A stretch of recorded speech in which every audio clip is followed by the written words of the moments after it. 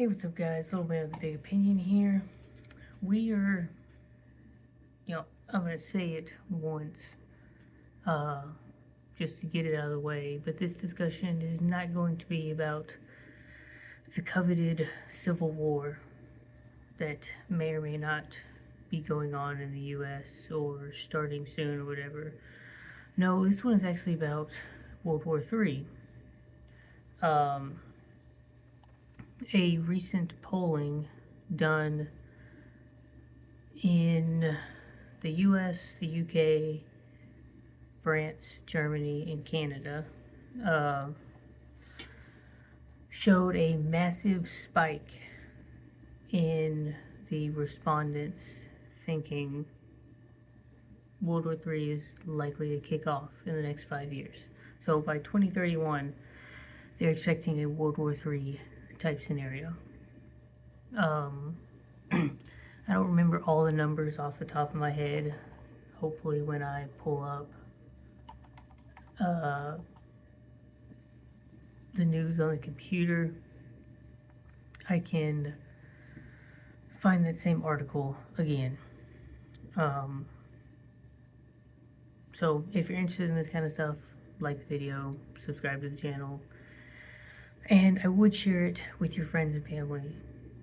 And I'm gonna emphasize the sharing it with your friends and family, not just, to try to get more people to watch this video, but this is a discussion that I think should be had in your homes, because as much as we spend on our military,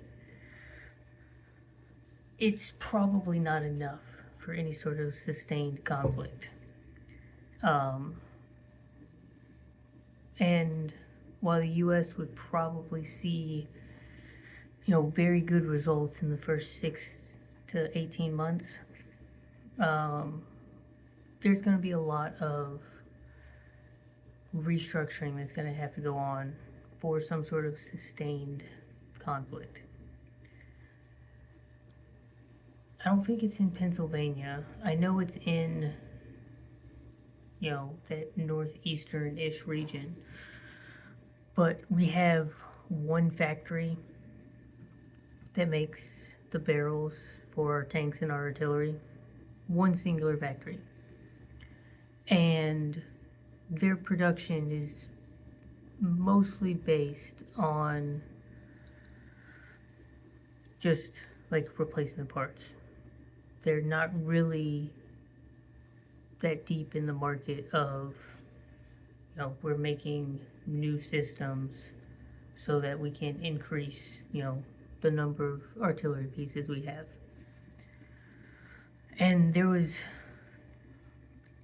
an article I read, this was probably a year ago, where the US has the missile capability to fight China for like 6 weeks at full scale, and then we're out of reserves, we're waiting on new ones. That's, grand scheme of things. So every country except for Germany had increased their likelihood, or all of them increased their likelihood. Germany was the only one that was less than 50% on a likelihood that a World War III scenario would break out. Basically, everyone said Russia, China was in, 2nd to 5th place for these countries. And Canada and France listed the United States as, possibly not as cooperative as we've been in the past. Which, to be fair, for the first 2 world wars, the United States kind of sat out the beginning. Sometime in the middle, when we had increased production, we started giving supplies and helping out the countries that we more aligned with. And then we hopped in after some, incidents that made us want to hop in. I almost think the United States needs that 1 to 3 year time period to, you're getting the snowball rolling, and when it's starting the size of a pea, it takes it a minute before it's the size of a bus. We don't just, no country's really able to flip a switch and say we're making 2 takes a month, now we're making 40. Even the idea of increasing the size of your military, there's anywhere from 10 to 16 weeks of a basic training, and then another 2 to 6 months of the individualized training for their specific military job, MOS. And so even if we could have 1 million people sign up for the military the day a conflict breaks out, and they're not seeing combat, they're not in force for another 6 to 8 months, then there's the logistics of training all of these people and their equipment, and the US would need 1 to 3 years to figure that entire thing out.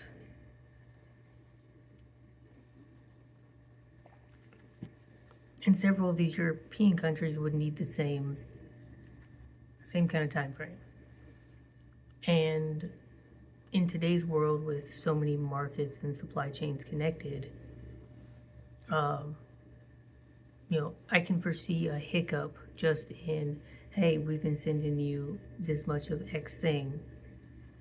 Well, war's broken out, we can only send you 40% of what we're sending you.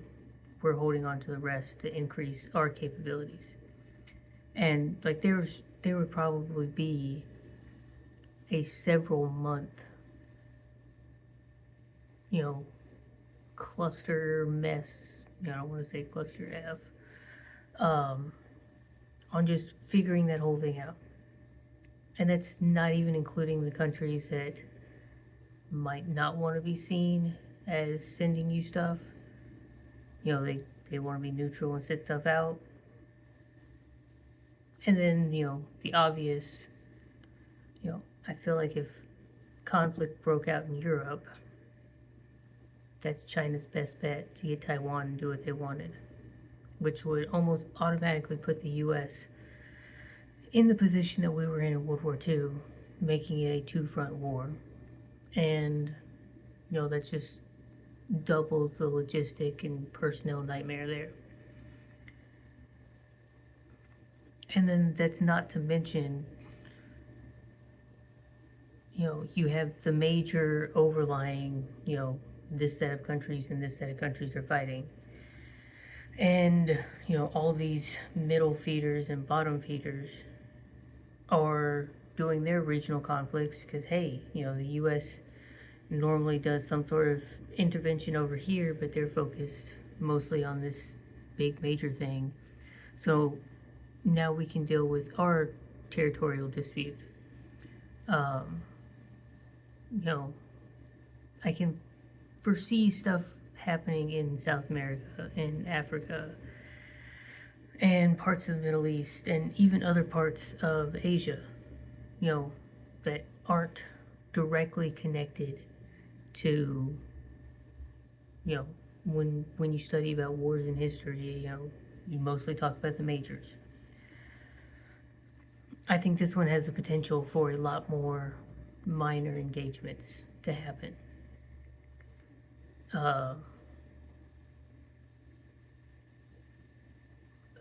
Every single one of these countries, when these people were polled, they said, yes, we need to increase our military spending.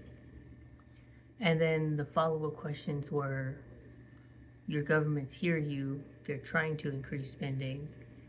The only way that they're really accomplishing this is by going into debt to do it. And most people were like, whoa, we don't want to go into debt. It's the same idea as, me as a prepper. Do I think something bad's going to happen? Yes. Do I know exactly what the bad thing is going to happen and when it's going to happen? No. Do I feel like I have all of the stuff that I want? Absolutely not. You know, I'm really mulling. I'm gonna DIY a Berkey water filter. I can buy the filters, buy a couple of pots, some screws and stuff, and do the whole thing for less than $75 when an actual Berkey system costs, $300 or $400. I've looked at doing the same thing for a solar backup battery. Except I want this backup battery to be able to run my refrigerator, my freezer, and keep stuff charged, run some lights. I know it's going to be way too expensive to try to run AC, but I can definitely run some fans. And buying a complete product system for something like that is several $1,000s. DIYing it, figuring it out, is still going to cost about $1,200. Do I buy that stuff on my credit card and end up paying 15% more because I'm making slightly above minimum payments and putting myself more in debt? We've got a house and cars and some credit card debt and student loans, and that's what the governments are already doing. We're paying for government stuff by loaning ourselves more money, putting it on credit. And in the US, I look at this periodically, but the debt clock, our interest payment, which is kind of like the minimum payment on the debt that we have, is higher than our military budget. If we didn't have this much debt, we're at $988 billion and our defense budget's $929. The deficit is going down. It's a slow process. Not everyone likes the way that it's being done.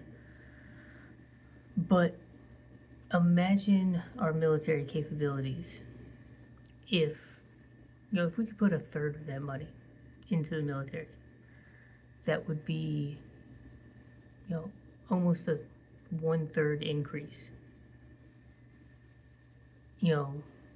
That still leaves $600 billion that could be going into roads, houses,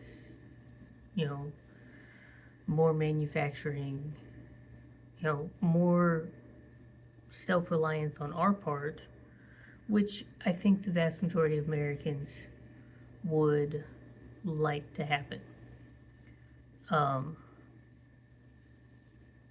That's just a small-scale prepper thinking on the size of the entire U.S. Government. Social Security spending still going up, Medicaid spending still going up, and while that stuff is important, I'm not a complete expert on this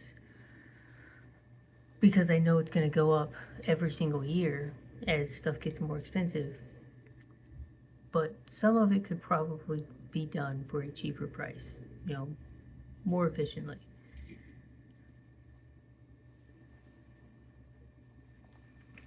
Just something to think about. Canada was the only one on the list that said the United States was a greater threat. From what I've noticed, it's more on a trade and relationship standpoint, and not so much like they don't think the US is going to invade Canada. And I don't think we're going to do that. I think we have enough people that say that's a dumb idea. We're not going to try to do that. But these countries don't want to go into more debt, and they don't want to the correct term is, reallocating funds. Most people see it as you're cutting spending from this sector and you're putting it into this sector. And most people don't want that either. And that's understandable. Um, most people in the U.S. would say Social Security is an important thing. We're not going to take money out of Social Security to put it into, the Department of War. So, and then the last thing was raising taxes so that we're not going into debt to pay for this military stuff. So, they want bigger militaries, cooler equipment, more soldiers, but they don't want to do any of the stuff to make that happen. Like, they're basically telling their government, create this out of thin air. We want more from what you're spending, or actually, spend less because we're going into debt. I talked last week about U.S. ship manufacturing, and all of our major shipbuilders are building military vessels.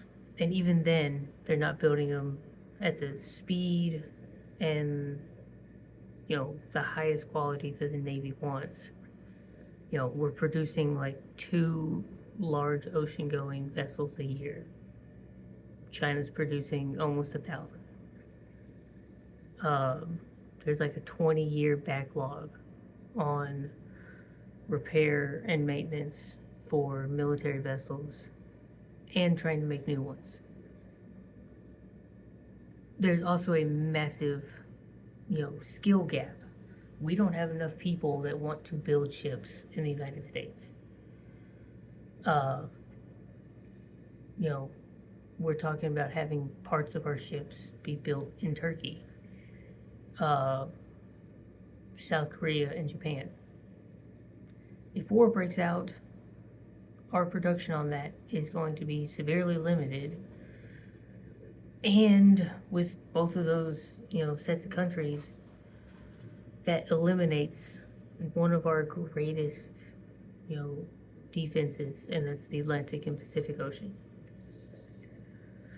If we were going to increase shipbuilding manufacturing, especially at today's rate, we're probably looking at 5 to 15 years before we even had a new facility built and people trained to start churning out, 2 ships a year, 1 ship a year. And that's for one place. The U.S. economy in a lot of ways would probably explode again like it did in other wars. But it would come with a much greater deficit, and I'm at least one person that can see maybe we should increase taxes in some areas. This deficit number needs to go away. Certain spending needs to go down. Not a major expert on this, but any money that we're sending to another country, we should say, hey, for the next 5 years, we're not going to send you anything. Doesn't matter who it is. We need to lower our deficit. We need to look at every single department, cut some numbers. I go camping a lot. Raise the state park price by $1. Increase, we've had some pretty hefty taxes on very, very wealthy people. That's probably going to have to go up a little bit. The average everyday person probably going to have to take a small cut from, their deductions or whatever. in our households, if we have a $50,000 a year budget, we can maybe go a little higher on that, put some stuff on credit cards with the expectation that we have to pay it off fairly quickly. Because if we don't, then it's just going to spiral out of control and we're never going to be able to pay it off.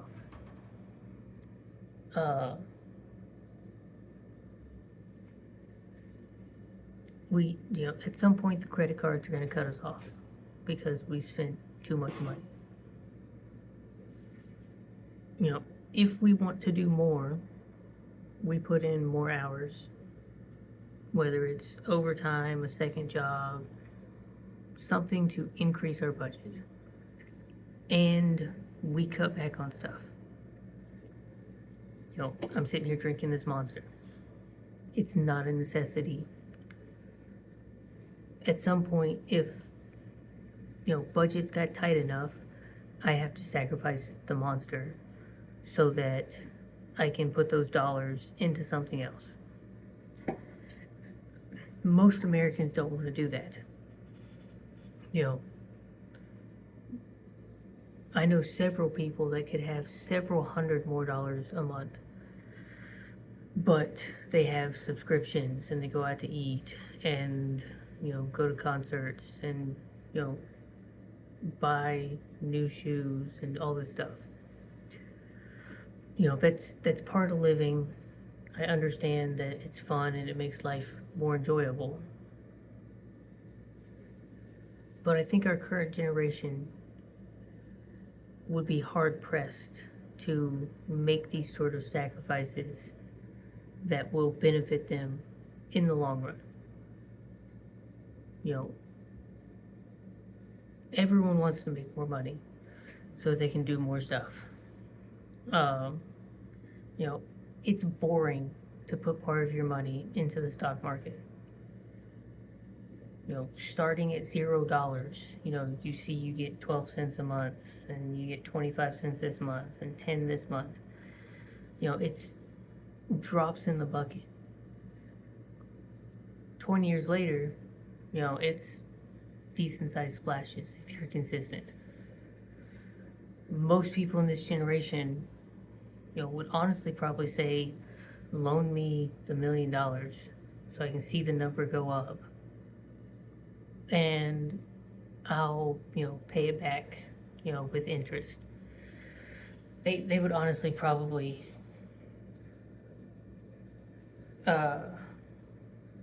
accept that over, hey, I'm going to put the dollars in and watch the numbers go up.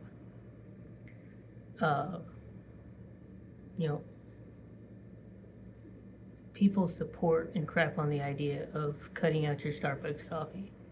You're spending $5 to $8 on this cup of coffee. If you didn't do that every single day, you'd have X many more dollars.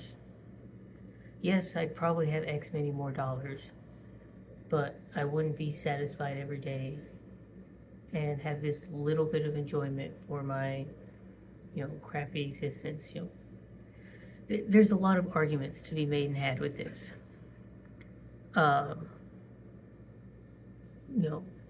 I'm looking at getting a Concept 2 rower. I'm not going to buy one brand new because it's close to $1,200 once you include taxes and shipping.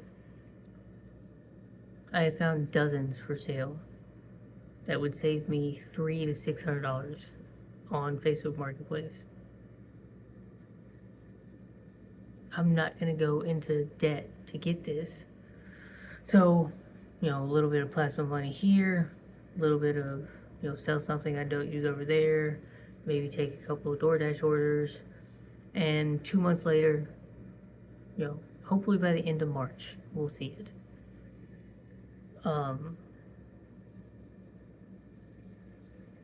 Everyday people, we make the sacrifices to make us better that we don't want to have to do with our government.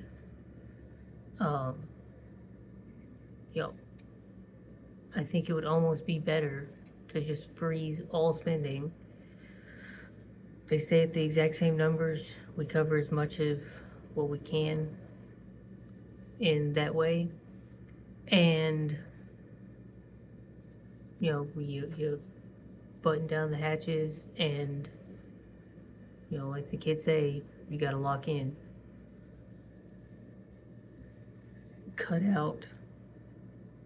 You do this for a short period of time where you only focus on the needs. You know, you massively reduce the wants,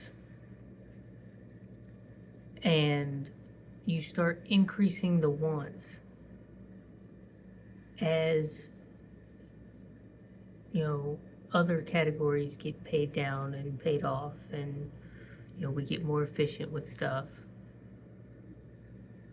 and you increase revenue a little bit.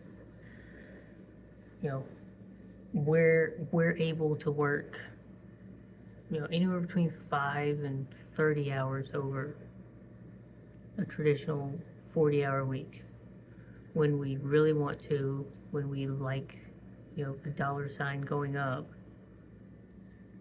So that's probably stuff that we have to do, and a lot of this is long-term planning that unfortunately both sides don't like the way the other side wants to handle something. So we kind of see progress, flatline, decrease a little bit, progress, flatline, decrease a little bit. And I don't know. I'm just a guy talking on the internet. So let me know your thoughts down below.